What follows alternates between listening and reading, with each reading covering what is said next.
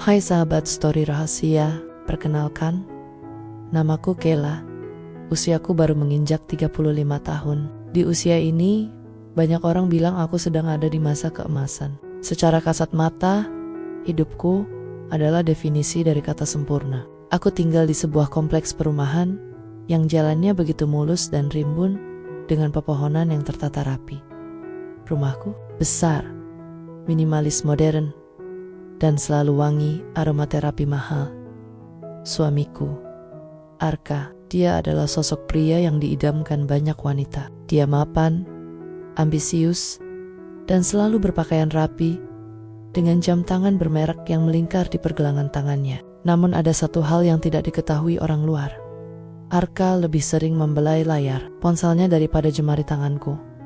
Pagi ini, seperti biasa, aku berdiri di teras depan. Angin sepoi-sepoi memainkan ujung rambutku yang baru saja selesai ku keringkan. Di hadapanku, sebuah mobil SUV hitam mengkilap, sudah siap dipanaskan. Aku pergi dulu Ki, ada meeting penting di luar kota.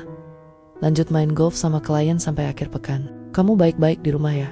Ucap Arka tanpa menoleh, sibuk merapikan dasinya di depan kaca spion. Lagi? Tanyaku pelan, hampir tak terdengar. Ini demi masa depan kita, sayang. Jawabnya singkat, lalu mengecup keningku sekejap. Sebuah rutinitas yang kini terasa seperti formalitas belaka. Mobil itu melaju, meninggalkan kesunyian yang langsung menyergapku. Di kompleks ini, suara burung pun terdengar seperti ejekan bagi aku yang kesepian. Aku menghela napas panjang, hendak masuk kembali ke dalam rumah yang terasa terlalu luas untuk satu orang. Namun langkahku terhenti dari arah rumah, tepat di depan rumahku yang selama ini kosong. Seorang pria keluar. Dia tidak memakai setelan jas kaku seperti Arka.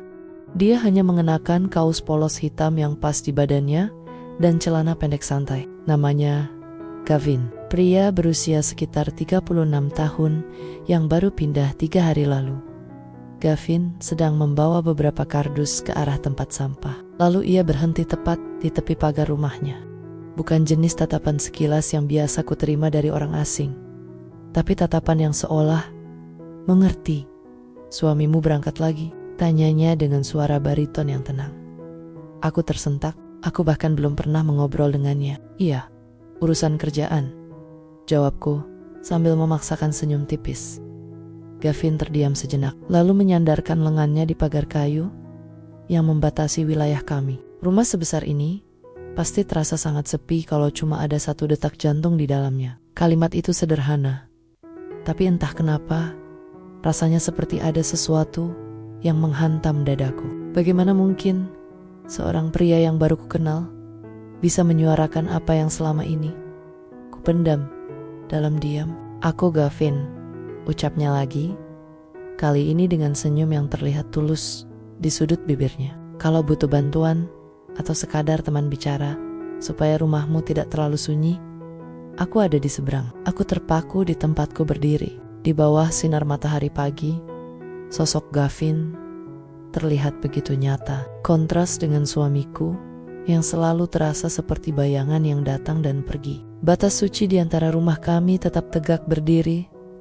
Tapi untuk pertama kalinya, aku merasa pagar itu tidak setinggi biasanya. Setelah mobil Arka menghilang di tikungan kompleks, keheningan rumah kembali menyergapku. Kalimat Gavin tadi tentang satu detak jantung di rumah sebesar ini terus bergema di kepalaku seperti lagu yang diputar berulang-ulang. Aku memutuskan untuk menyibukkan diri. Aku mulai menyiram tanaman anggrek di teras, hobi yang biasanya membantuku membunuh waktu. Namun fokusku buyar saat kulihat Gavin keluar lagi dari rumahnya. Kali ini dia membawa sebuah buku dan duduk di kursi kayu teras depannya. Gavin tidak sedang berpura-pura sibuk. Dia benar-benar menikmati paginya. Sesekali ia menyesap kopi dari cangkir keramik hitam. Lalu matanya kembali beralih padaku. Anggreknya cantik, Kala. Tapi sepertinya yang menyiram sedang melamun. Sapa Gavin lagi. Suaranya terdengar sangat santai. Tidak ada tekanan sama sekali. Aku tersadar kalau air dari selangku sudah meluber kemana-mana. Ah iya, maaf. Pikiranku lagi agak kacau. Jawabku sambil buru-buru mematikan keran. Aku merasa pipiku sedikit panas. Malu karena tertangkap basah. Tidak fokus oleh tetangga baru, yang bahkan belum genap seminggu. Ku kenal Gavin berdiri, berjalan perlahan mendekati pagar rumahnya, yang hanya terpisah oleh jalan aspal selebar 5 meter dari pagar rumahku. Kamu tahu, katanya sambil menyilangkan tangan di dada. Terkadang orang terlalu sibuk mengurus hal-hal indah di sekitarnya, sampai lupa mengurus dirinya sendiri. Aku terdiam, mematung dengan selang yang masih di tangan. Maksudmu, kamu terlihat seperti seseorang yang selalu mendahulukan kepentingan orang lain. Sampai kamu lupa kapan terakhir kali kamu merasa benar-benar bahagia untuk dirimu sendiri. Lanjutnya, tatapannya sangat intens, seolah dia bisa membaca setiap halaman dalam buku hidupku yang paling rahasia. Entah kenapa, aku tidak merasa tersinggung. Justru ada rasa lega karena ada seseorang yang menyadari lubang di hatiku. Arka, suamiku, bahkan tidak pernah memperhatikan apakah mataku sembab setelah bangun tidur, atau apakah aku sudah makan siang. Kamu terlalu banyak berasumsi untuk orang yang baru pindah, Gavin, candaku, mencoba mencairkan suasana yang mulai terasa terlalu emosional bagiku. Gavin terkekeh pelan. Tapi matamu tidak bisa berbohong, Ki. Oh ya, aku mau ke supermarket sebentar. Kamu butuh sesuatu, mumpung suamimu belum pulang. Siapa tahu ada titipan yang malas kamu beli sendiri. Aku sempat ragu. Seumur hidup, aku selalu menjaga jarak dengan pria lain demi menjaga nama baik Arka. Tapi hari ini, sendirian di rumah besar yang dingin ini, tawaran sederhana itu terasa seperti uluran tangan di tengah laut. Susu dan beberapa camilan. Aku malas mengeluarkan mobil. Jawabku akhirnya. Siap. Tunggu di sana ya. Jangan melamun lagi sampai airnya meluap, ucapnya sambil mengedipkan sebelah mata sebelum masuk ke mobilnya. Aku berdiri di sana, menatap aspal yang memisahkan rumah kami. Aspal itu masih ada. Pagar kami pun masih berdiri tegak. Tapi entah kenapa, sapaan di seberang jalan itu membuat rumahku terasa sedikit lebih hangat daripada sebelumnya. Sore itu, langit berubah, mendung kelabu. Suara guntur pelan mulai terdengar dari kejauhan, menambah suasana sunyi di rumahku yang terlampau luas. Aku baru saja selesai mandi dan mengenakan piyama sutra yang nyaman ketika bel rumah berbunyi. Aku mengintip dari jendela kecil di samping pintu. Itu Gavin. Dia berdiri di sana dengan sebuah kantong plastik belanjaan dan satu amplop coklat besar yang dijepit di bawah lengannya. Ini titipanmu, Ki. Susu dan camilan pesananmu, ucapnya saat aku membuka pintu. Wajahnya tidak secerah pagi tadi. Ada gurat keraguan yang tertangkap jelas di matanya. Oh, terima kasih banyak, Gavin. Berapa semuanya? Aku ambil dompet dulu ya, kataku sambil hendak berbalik. Ki, langkahku terhenti. Gavin tidak menyerahkan belanjaannya, melainkan mengulurkan amplop coklat itu padaku. Tangannya sedikit gemetar. Aku tidak sengaja mendapatkan ini kemarin saat sedang di kantor pusat penyedia jasa foto. Aku tahu ini bukan urusanku, tapi aku merasa kamu tidak pantas dibohongi terus-menerus. Jantungku mulai berdegup kencang. Perasaan tidak enak menjalar dari ujung kaki sampai ke kepala. Aku menerima amplop itu dengan tangan yang dingin. Apa ini? Tanyaku pelan. Buka saja. Di dalam. Aku akan tunggu di teras kalau kamu butuh teman bicara, jawab Gavin singkat. Ia meletakkan belanjaanku di lantai teras, lalu berbalik badan, memberiku ruang pribadi. Aku masuk ke dalam, duduk di kursi meja makan yang biasanya aku gunakan untuk sarapan bersama Arka. Dengan napas yang tertahan, kubuka segel amplop itu. Isinya adalah tumpukan foto kualitas tinggi. Di sana, di bawah lampu kristal sebuah resort mewah yang aku tahu berada di luar kota, Arka sedang tertawa lepas. Tangannya melingkar mesra di pinggang seorang wanita muda yang bukan aku. Mereka terlihat sangat bahagia, sangat serasi, dan sangat nyata. Ada foto saat Arka menyuapinya makanan. Ada foto saat mereka berjalan beriringan masuk ke sebuah bangunan. Tanggal di pojok foto itu menunjukkan waktu yang sama saat Arka bilang dia sedang rapat penting bulan lalu. Duniaku rasanya runtuh seketika. Meja makan yang tadinya terasa dingin kini seolah menghimpitku. Air mata jatuh tanpa permisi, membasahi permukaan foto yang menunjukkan pengkhianatan suamiku yang begitu rapi. Selama ini, aku mengira kesepianku adalah pengorbanan untuk masa depan kami. Ternyata, aku hanya sendirian menjaga rumah, sementara dia sedang membangun rumah lain di tempat berbeda. Aku berjalan sempoyongan menuju pintu depan, membukanya dengan kasar. Gavin masih di sana, berdiri membelakangiku sambil menatap hujan yang mulai turun membasahi aspal. Gavin, panggilku dengan suara serak. Ia berbalik, melihat mataku yang sembab. Tanpa berkata-kata, ia melangkah mendekat, melewati batas pintu rumahku. Untuk pertama kalinya, ia tidak menyentuhku, tapi kehadirannya di ambang pintu itu terasa seperti satu-satunya pegangan yang kupunya di tengah badai ini. Hujan di luar semakin deras. Suaranya menghantam atap rumahku, seolah-olah ikut memaki kebodohanku. Aku masih berdiri mematung di ambang pintu, memegang foto-foto itu dengan tangan gemetar. Gavin tidak masuk lebih jauh. Dia tetap berdiri di batas pintu, menghargaiku yang sedang hancur. Aku tidak percaya, Gavin. Ini pasti salah paham kan? Suaraku pecah. Aku mencoba mencari celah untuk membela Arka, pria yang sudah menemaniku selama 5 tahun ini. Gavin menatapku dengan tatapan yang sangat dalam. Aku berharap itu salah paham, Ki.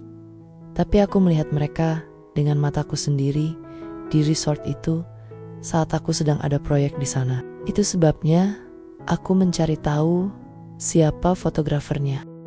Aku terduduk lemas di kursi ruang tamu. Foto-foto itu berserakan di lantai, menampilkan tawa Arka yang begitu lepas, tawa yang sudah berbulan-bulan tidak pernah ia tunjukkan padaku di rumah ini. Kenapa dia tega, Gavin? Aku kurang apa? Aku menjaga rumah ini. Aku menunggunya setiap malam. Aku selalu ada untuk dia. Tangisku pecah, bahuku terguncang hebat.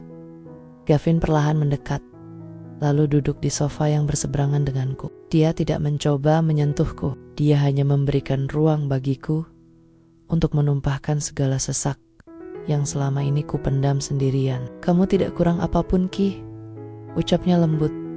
Suaranya menembus isak tangisku. Terkadang, orang yang memiliki segalanya justru lupa cara menghargai apa yang ada di depannya, karena dia terlalu sibuk mengejar bayangan di luar sana. Malam itu, untuk pertama kalinya, sejak aku pindah ke kompleks ini, aku tidak merasa sendirian di rumah besar ini. Meskipun ada pria asing di depanku, kehadirannya terasa lebih nyata daripada bayangan Arka yang selalu sibuk dengan dunianya. Aku harus bagaimana? Tanyaku sambil menghapus air mata dengan ujung piyama sutraku. Dia akan pulang akhir pekan ini. Aku harus pura-pura tidak tahu. Gavin menggeleng pelan. Itu pilihanmu, Ki. Tapi ingat, menelan duri demi menjaga penampilan luar, itu hanya akan membunuhmu. Pelan-pelan dari dalam. Ia bangkit berdiri, bersiap untuk pamit, karena hari sudah semakin malam. Aku di seberang jalan, Ki. Pintuku tidak pernah terkunci kalau kamu merasa dinding rumah ini terlalu sempit untukmu bernapas. Saat Gavin melangkah keluar dan menutup pintu dengan pelan, aku menatap ruang tamuku yang mewah. Lampu gantung kristal yang mahal itu tiba-tiba terasa redup. Pertahananku sebagai istri sempurna telah retak sepenuhnya malam ini. Dan yang paling menakutkan adalah aku mulai merasa bahwa pria di seberang jalan itu lebih mengenalku daripada suamiku sendiri. 3 hari berlalu sejak malam badai itu. Arka masih di luar kota, hanya mengirimkan pesan singkat berisi, "Sibuk, jangan telepon dulu." Kalimat yang dulu kuanggap biasa, kini terasa seperti sembilu yang menyayat hati setiap kali aku melihat foto-foto di amplop coklat itu. Rumahku terasa mencekam. Setiap sudutnya mengingatkanku pada kebohongan Arka. Karena tak tahan dengan kesunyian yang menghimpit, aku melangkah ke teras belakang, menatap taman kecil yang berbatasan langsung dengan pagar belakang rumah Gavin. Tiba-tiba, suara musik klasik yang lembut mengalun dari arah sana. Aku melihat Gavin sedang duduk di terasnya, dikelilingi cahaya lampu kuning yang hangat. Ia sedang menyesap sesuatu dari cangkir. Tampak tenang, namun matanya tetap waspada. "Ki, kamu tidak bisa tidur lagi?" tanyanya pelan saat melihat bayanganku di balik pagar.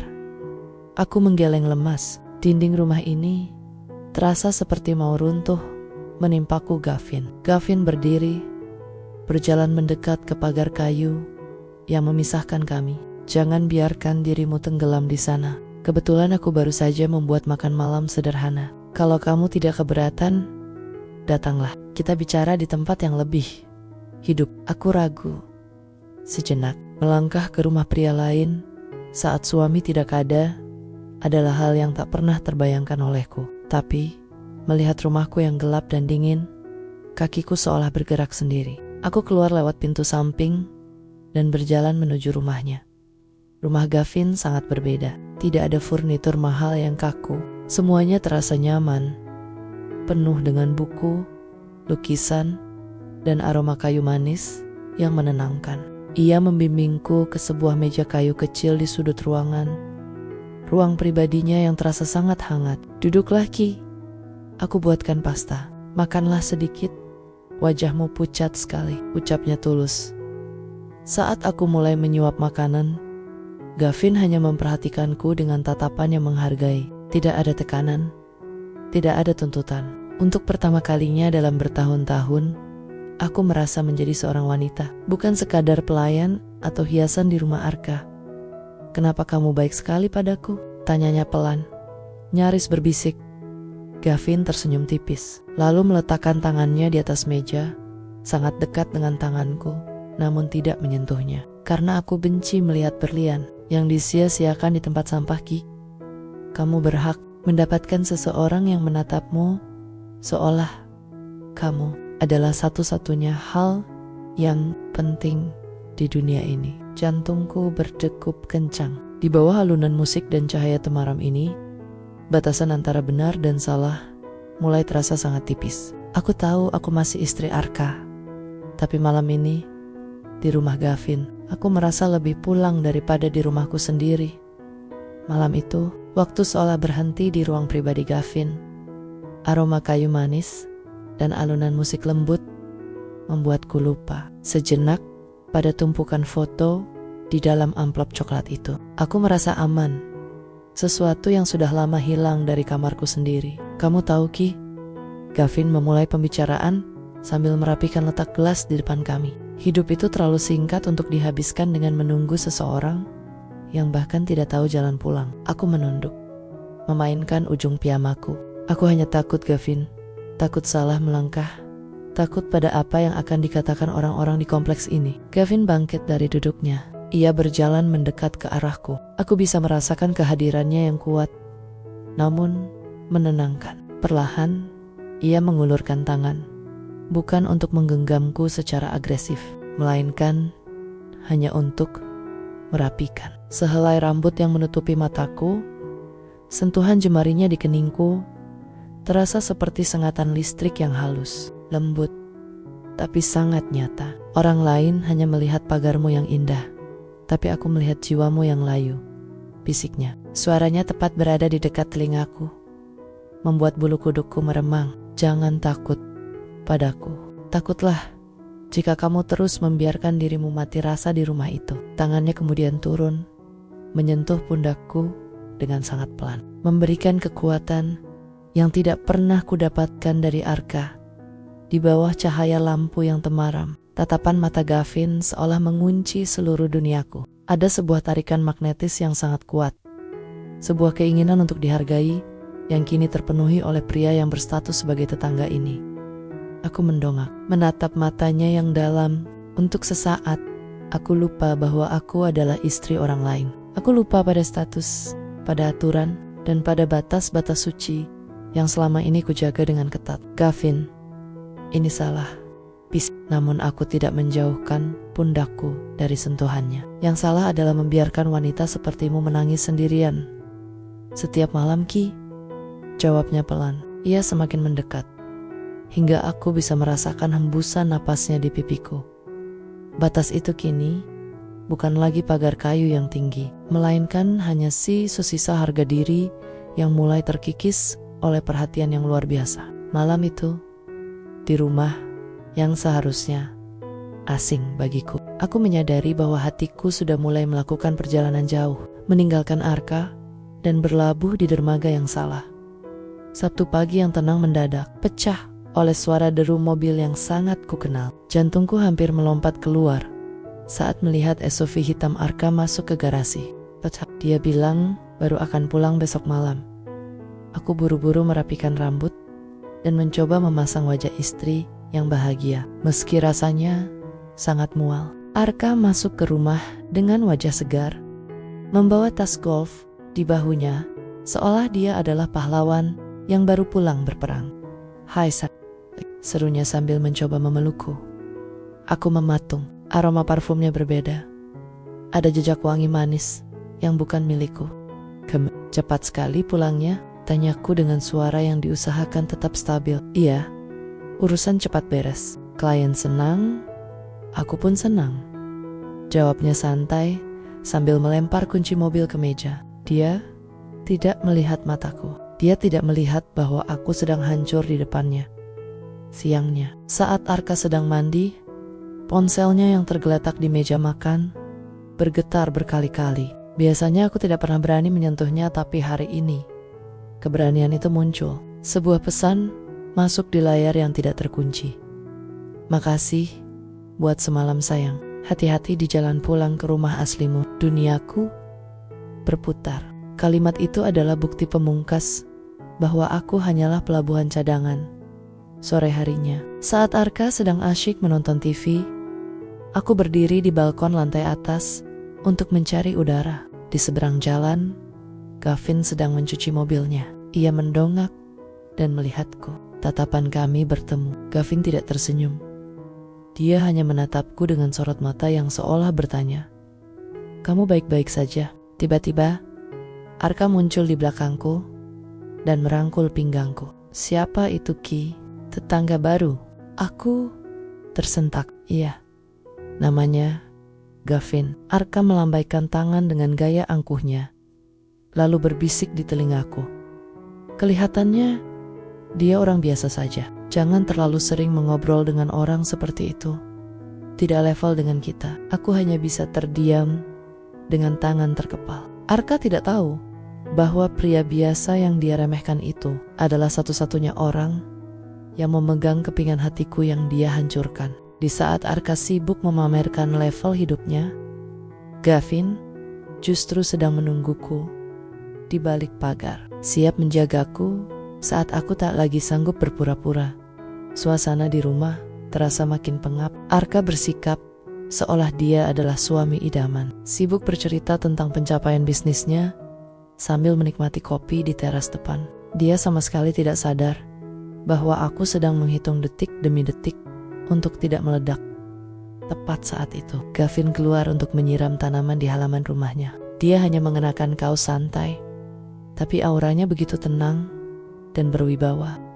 "Ki, ambilkan aku camilan di dalam," perintah Arka tanpa menoleh. Matanya sinis menatap ke arah rumah Gavin.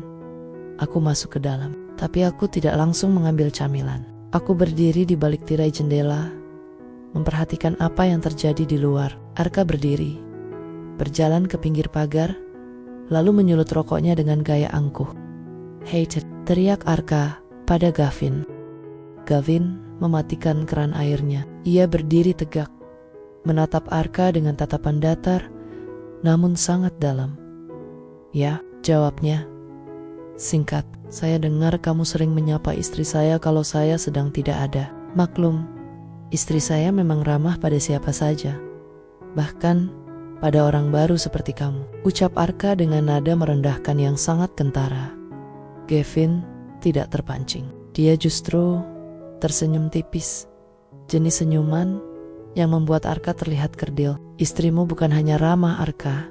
Dia wanita yang kuat. Sayangnya, tidak semua orang punya mata yang cukup tajam untuk melihat betapa berharganya dia." Wajah Arka berubah merah padam. Dia merasa harga dirinya disentil. Maksudmu apa? Maksudku, Gavin melangkah satu pijakan lebih dekat ke pagarnya. Pastikan kamu menjaga apa yang kamu miliki, sebelum orang lain yang lebih menghargainya memberikan perlindungan yang tidak bisa kamu berikan. Arka terdiam. Rahangnya mengeras. Ia ingin membalas, tapi kata-kata Gavin terlalu tenang dan mematikan. Ada sebuah pesan tersirat di sana. Aku tahu rahasiamu, dan aku ada di sini untuknya. Aku yang mengintip dari balik tirai, merasa jantungku berpacu hebat. Gavin baru saja menyatakan perang tanpa satu pun kata makian. Di saat yang sama, aku menyadari bahwa aku sudah tidak bisa lagi berdiri di sisi Arka. Malamnya, saat Arka sudah tertidur lelap di peristirahatan malam kami yang terasa asing, aku mengendap ke balkon belakang. Aku melihat sebuah lampu senter kecil berkedip 3 kali dari arah rumah Gavin. Itu kode kami. Aku tahu, setelah malam ini, tidak ada lagi jalan untuk kembali. Garis pembatas itu sudah benar-benar terlihat buram di mataku. Pagi itu, suasana di meja makan terasa sangat dingin.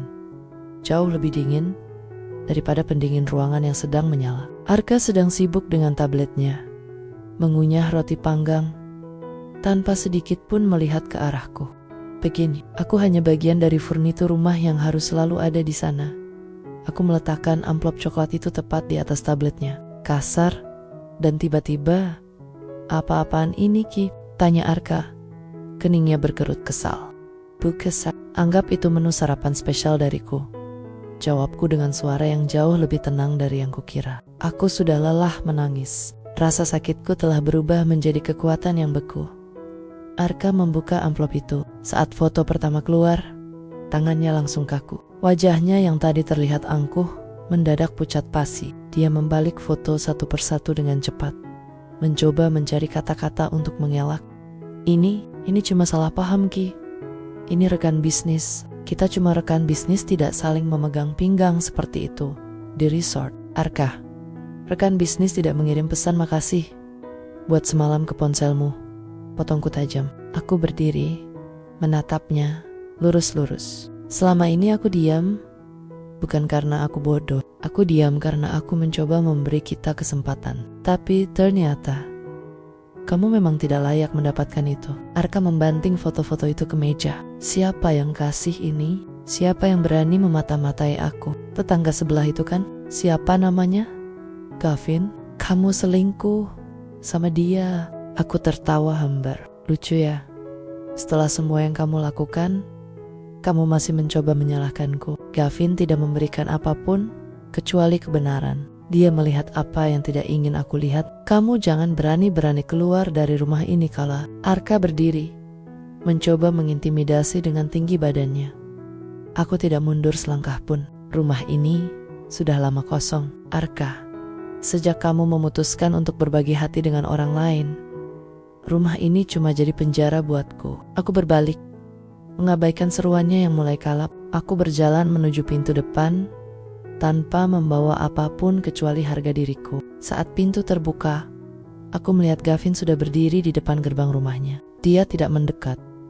Dia hanya berdiri di sana, menjadi saksi bahwa aku akhirnya berani memutus rantai yang menyiksaku selama ini. Duniaku mungkin hancur hari ini, tapi setidaknya aku menghancurkannya untuk membangun sesuatu yang lebih jujur. Aku melangkah keluar dari gerbang rumah dengan kaki yang terasa ringan, meski dadaku masih bergemuruh. Arka tidak mengejarku. Aku bisa mendengar suara barang pecah dari dalam rumah. Mungkin dia sedang meluapkan amarahnya pada benda mati.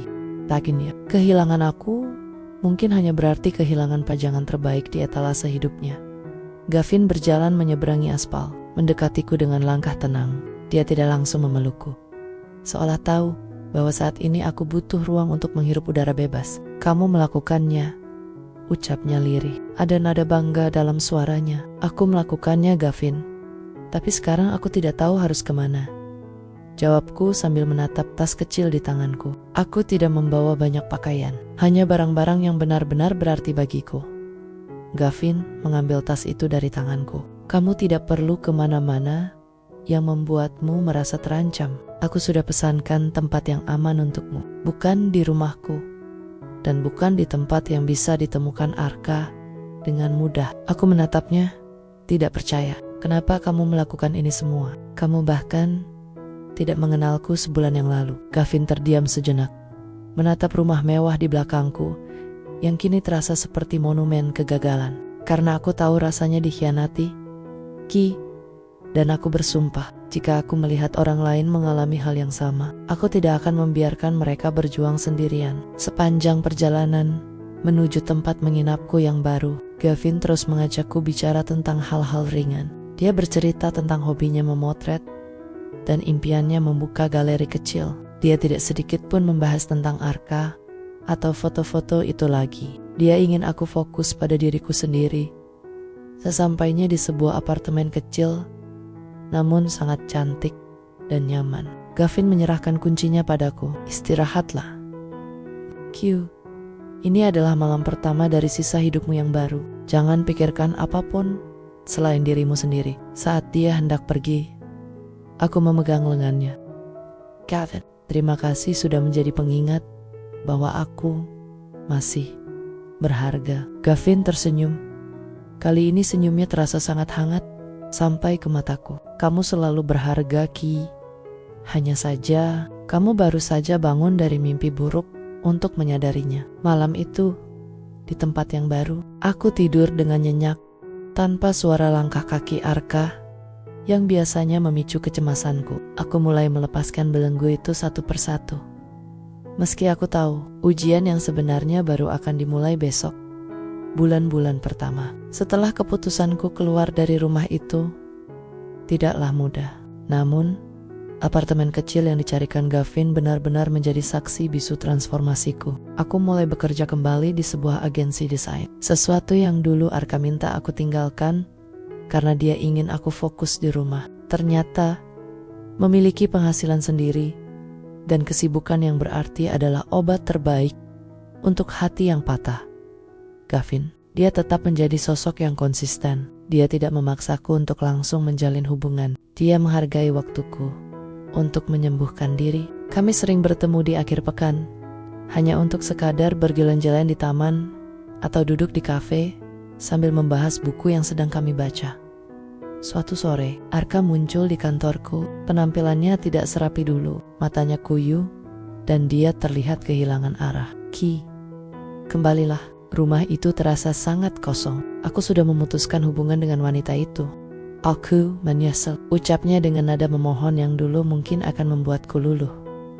Aku menyesap kopi di tanganku, lalu menatapnya dengan tenang. Arka, rumah itu tidak kosong karena aku pergi. Rumah itu kosong karena memang tidak pernah ada cinta yang tulus di dalamnya. Aku tidak membencimu, tapi aku sudah tidak punya tempat lagi untukmu di masa depanku.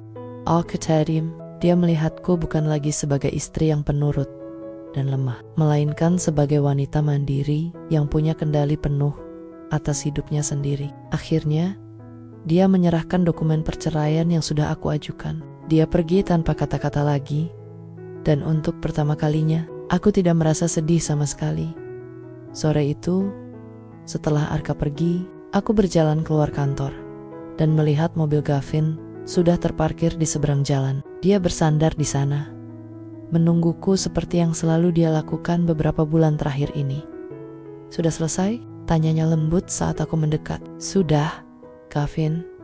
Semuanya benar-benar sudah selesai, jawabku sambil mengembuskan napas lega yang terasa sangat ringan. Gavin membukakan pintu mobil untukku. Kalau begitu, mari kita rayakan babak baru ini. Bukan sebagai pelarian, tapi sebagai awal yang nyata. Aku tersenyum menatap jalanan di depan. Aku bukan lagi wanita yang menangis di balik pagar. Aku adalah wanita yang berani melompat melewati pagar itu untuk mengejar kebahagiaanku sendiri. 1 tahun telah berlalu sejak hari di mana aku meninggalkan rumah besar yang terasa seperti penjara itu. Kini, hidupku jauh lebih sederhana, namun jauh lebih berwarna. Aku tinggal di sebuah hunian mungil yang penuh dengan tanaman hijau dan cahaya matahari. Tidak ada lagi lantai marmer yang dingin. Yang ada hanyalah kehangatan dari pencapaianku sendiri. Sore ini, aku sedang duduk di teras sambil menyesap teh, menatap langit senja yang berwarna jingga kemerahan. Tiba-tiba, sebuah mobil berhenti di depan rumahku. Gavin keluar dengan senyum yang selalu berhasil membuat hatiku tenang. Dia tidak datang dengan tangan kosong. Di tangannya, ada sebuah kunci kecil dengan gantungan berbentuk rumah. "Untuk apa ini?" tanyaku saat dia duduk di sampingku. "Ini kunci galeri kecil yang dulu pernah kuceritakan padamu, Ki. Aku sudah menyewanya. Dan aku ingin kamu yang mendesain interiornya. Aku ingin ada sentuhan tanganmu di sana," ucap Gavin sambil menatapku dalam. Aku terdiam, menyentuh kunci itu. Selama ini, Arka selalu meremehkan kemampuanku. Tapi Gavin justru menjadikanku bagian dari impiannya. "Gavin, kamu tahu kan, aku masih belajar untuk percaya lagi pada sebuah hubungan," bisikku. "Jujur." Gavin menggenggam tanganku lembut. Sebuah sentuhan yang kini terasa sangat akrab dan menenangkan. "Aku tidak memintamu untuk langsung percaya pada selamanya, Ki. Aku hanya ingin kamu percaya padaku hari ini, besok, dan lusa. Kita tidak perlu mengikuti aturan atau batas yang dibuat orang lain. Kita buat garis kita sendiri." Aku menatap mata pria yang setahun lalu hanyalah seorang tetangga misterius di seberang jalan. Pria yang membukakan mataku tentang kebenaran, yang menungguku di saat aku hancur, dan yang tidak pernah memaksaku menjadi apapun selain diriku sendiri. Aku tersenyum, lalu menggenggam balik tangannya. "Garis yang baru ya?" "Iya, garis yang hanya berisi aku, kamu, dan kejujuran," jawabnya mantap. Kami duduk berdampingan, menatap matahari yang perlahan tenggelam. Batas suci yang dulu kupikir adalah tembok beton yang kaku, ternyata hanyalah masalah keberanian untuk melangkah. Aku telah bergeser dari rasa sakit menuju kedamaian, dan di samping Gavin, aku tahu bahwa sejauh apapun batas itu bergeser, aku tidak akan pernah tersesat lagi. Sebab sekarang, aku tidak lagi menunggu seseorang untuk pulang. Aku sudah pulang pada diriku sendiri.